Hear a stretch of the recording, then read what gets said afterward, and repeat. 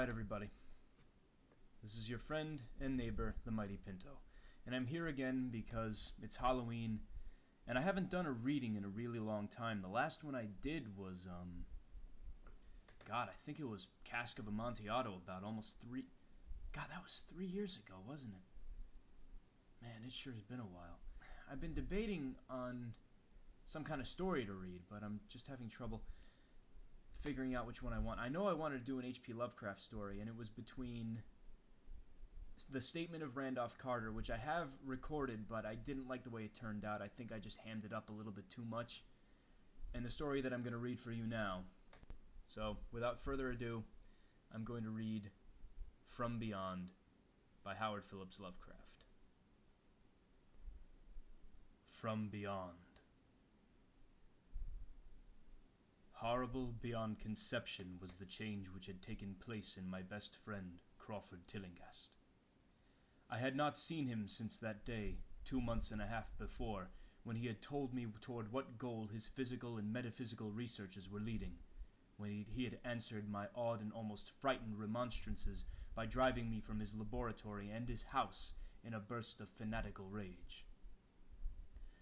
I had known that he now remained mostly shut in the attic laboratory with that accursed electrical machine, eating little and excluding even the servants, but I had not thought that a brief period of 10 weeks could so alter and disfigure any human creature. It is not pleasant to see a stout man suddenly grown thin, and it is even worse when the baggy skin becomes yellowed or grayed, the eyes sunken, circled, and uncannily glowing, the forehead veined and corrugated, and the hands tremulous and twitching. And if added to this there be a repellent unkemptness, a wild disorder of dress, a bushiness of dark hair white at the roots, and an unchecked growth of pure white beard on a face once clean-shaven, the cumulative effect is quite shocking.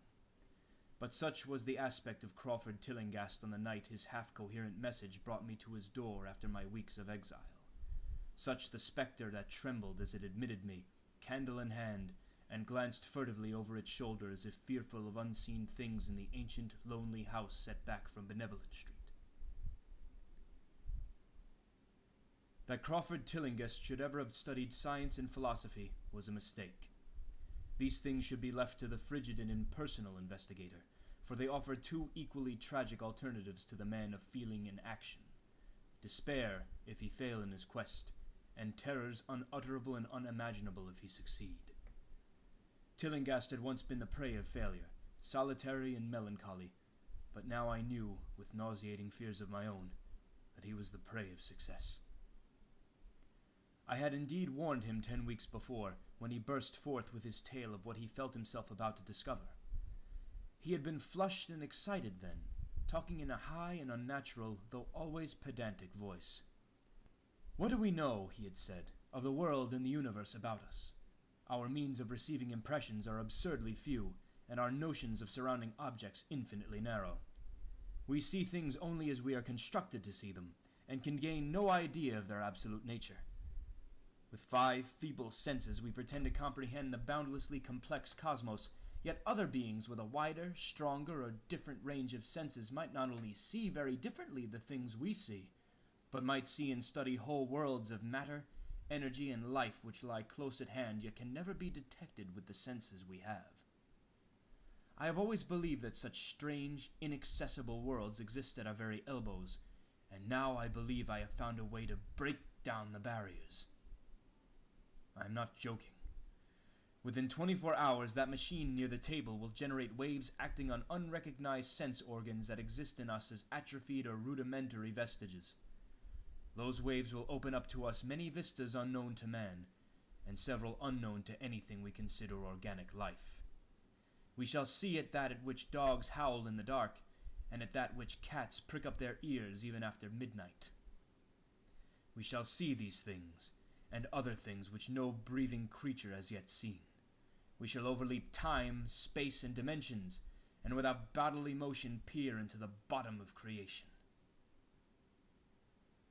When Tillinghast said these things, I remonstrated, for I knew him well enough to be frightened rather than amused.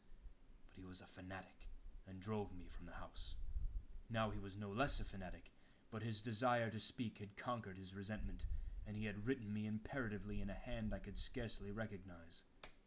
As I entered the abode of the friend so suddenly metamorphosed to a shivering gargoyle, I became infected with the terror which seemed stalking in all the shadows.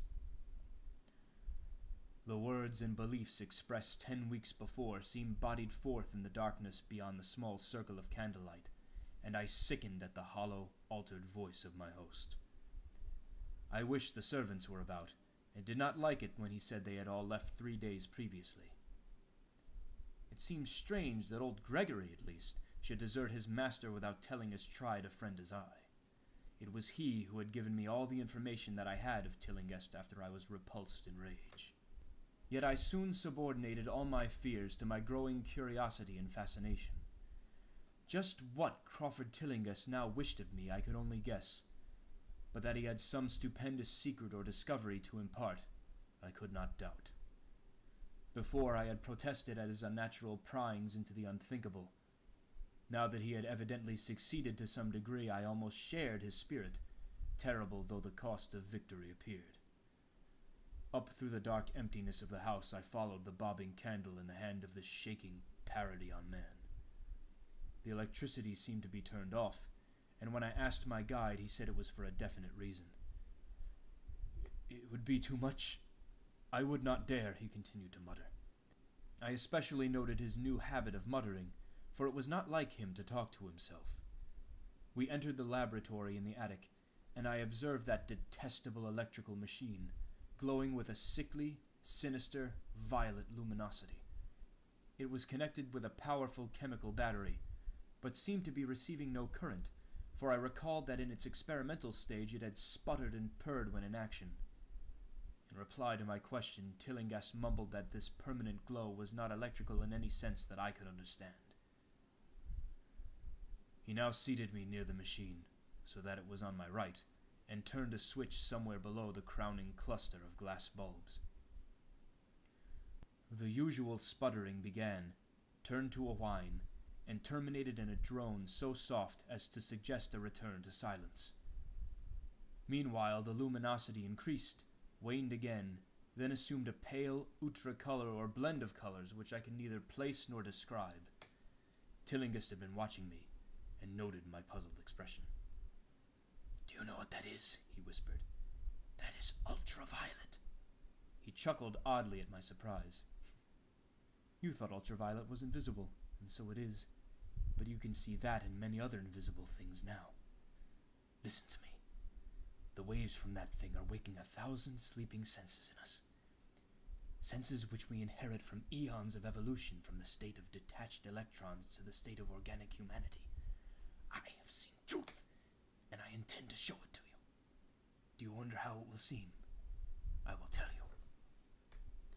Here, Tillinghast seated himself directly opposite me, blowing out his candle and staring hideously into my eyes. "Your existing sense organs, ears first, I think, will pick up many of the impressions, for they are closely connected with the dormant organs. Then there will be others.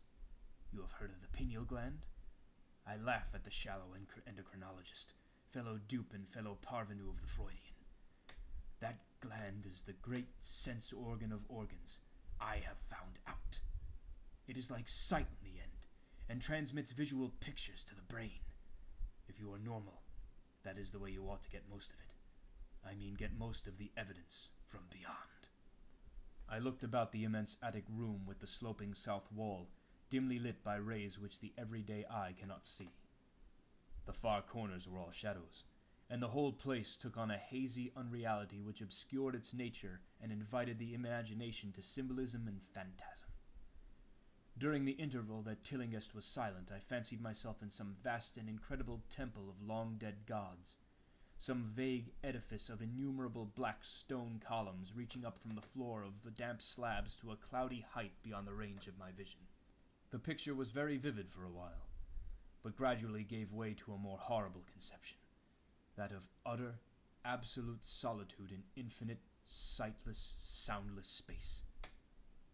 There seemed to be a void, and nothing more, and I felt a childish fear which prompted me to draw from my hip pocket the revolver I always carried after dark since the night I was held up in East Providence. Then, from the farthermost regions of remoteness, the sound softly glided into existence.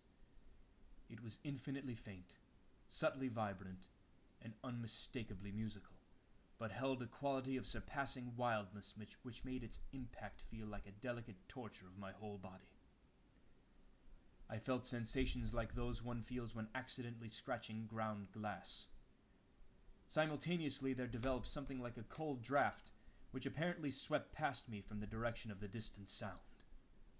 As I waited breathlessly, I perceived that both sound and wind were increasing, the effect being to give me an odd notion of myself as tied to a pair of rails in the path of a gigantic approaching locomotive. I began to speak to Tillinghast, and as I did so, all the unusual impressions abruptly vanished. I saw only the man, the glowing machine, and the dim apartment. Tillinghast was grinning repulsively at the revolver which I had almost unconsciously drawn, but from his expression I was sure he had seen and heard as much as I, if not a great deal more. I whispered what I had experienced, and he bade me to remain as quiet and receptive as possible. "Don't move," he cautioned, "for in these rays we are able to be seen as well as to see. I told you that the servants left, but I didn't tell you how. It was that thick-witted housekeeper. She turned on the lights downstairs after I had warned her not to, and the wires picked up sympathetic vibrations. It must have been frightful. I could hear the screams up here in spite of all I was seeing and hearing from another direction, and later it was rather awful to find those empty heaps of clothes around the house. Mrs. Updike's clothes were close to the front hall switch. That's how I know she did it. It got them all. But so long as we don't move, we're fairly safe. Remember, we're dealing with a hideous world in which we are practically helpless. Keep still!" The combined shock of the revelation and of the abrupt command gave me a kind of paralysis, and in my terror my mind again opened to the impressions coming from what Tillinghast called beyond. I was now in a vortex of sound and motion, with confused pictures before my eyes. I saw the blurred outlines of the room, but from some point in space there seemed to be pouring a seething column of unrecognizable shapes or clouds, penetrating the solid roof at a point ahead and to the right of me. Then I glimpsed the temple-like effect again, but this time the pillars reached up into an aerial ocean of light, which sent down one blinding beam along the path of the cloudy column I had seen before. After that, the scene was almost wholly kaleidoscopic, and in the jumble of sights, sounds, and unidentified sense impressions, I felt I was about to dissolve or in some way lose the solid form. One definite flash I shall always remember.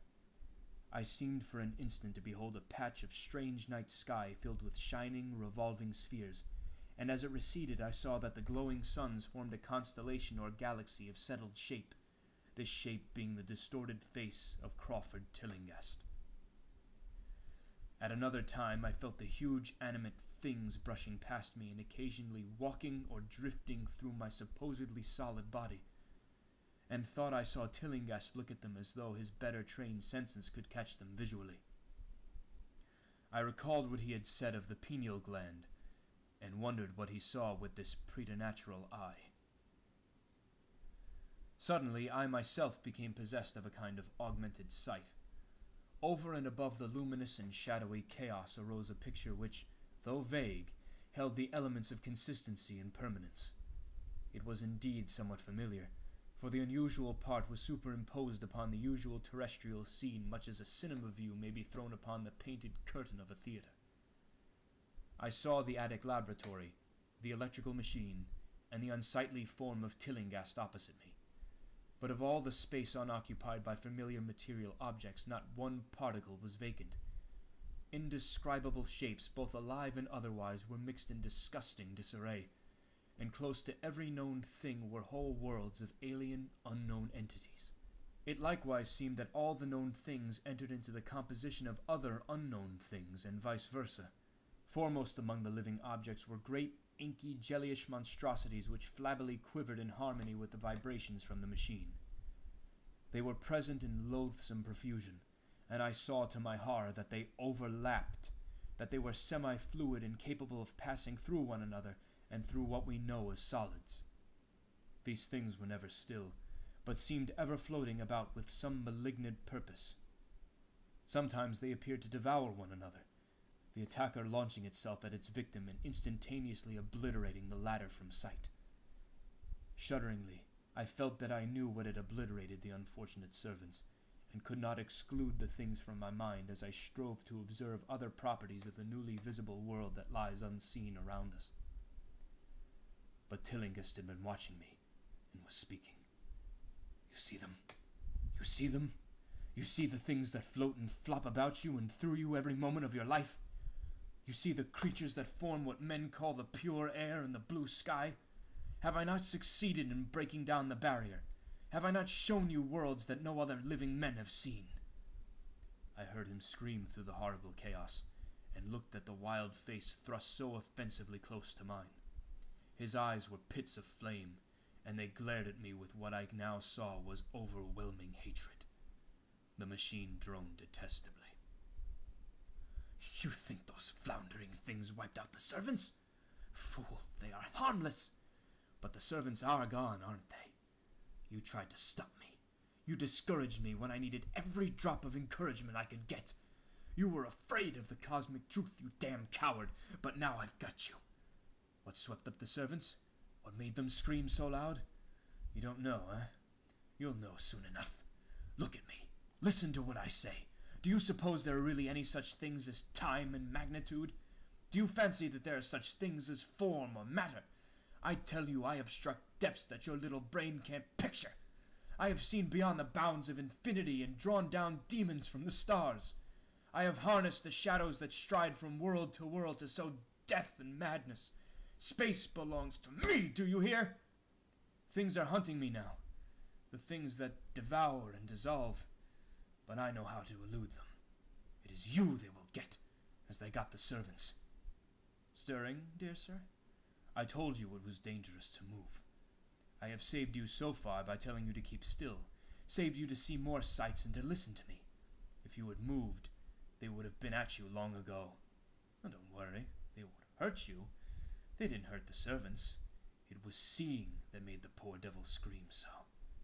My pets are not pretty, for they come out of places where aesthetic standards are, well, very different. Disintegration is quite painless, I assure you, but I want you to see them. I almost saw them, but I knew how to stop. You are not curious? I always knew you were no scientist. Trembling, huh? Trembling with anxiety to see the ultimate things I have discovered. Why don't you move then? Tired? Well, don't worry, my friend, for they are coming. Look! Look, curse you, look! It's just over your left shoulder. What remains to be told is very brief, and may be familiar to you from the newspaper accounts. The police heard a shot in the old Tillinghast house and found us there. Tillinghast dead, and me unconscious. They arrested me because the revolver was in my hand, but released me in 3 hours after they found it was apoplexy which had finished Tillinghast and saw that my shot had been directed at the noxious machine which now lay hopelessly shattered on the laboratory floor. I did not tell very much of what I had seen, for I feared the coroner would be skeptical, but from the evasive outline I did give, the doctor told me that I had undoubtedly been hypnotized by the vindictive and homicidal madman. I wish I could believe that, doctor. It would help my shaky nerves if I could dismiss what I now have to think of the air and the sky about and above me. I never feel alone or comfortable, and a hideous sense of pursuit sometimes comes chillingly on me when I am weary. What prevents me from believing the doctor is this one simple fact, that the police never found the bodies of those servants whom they say Crawford Tillinghast had murdered.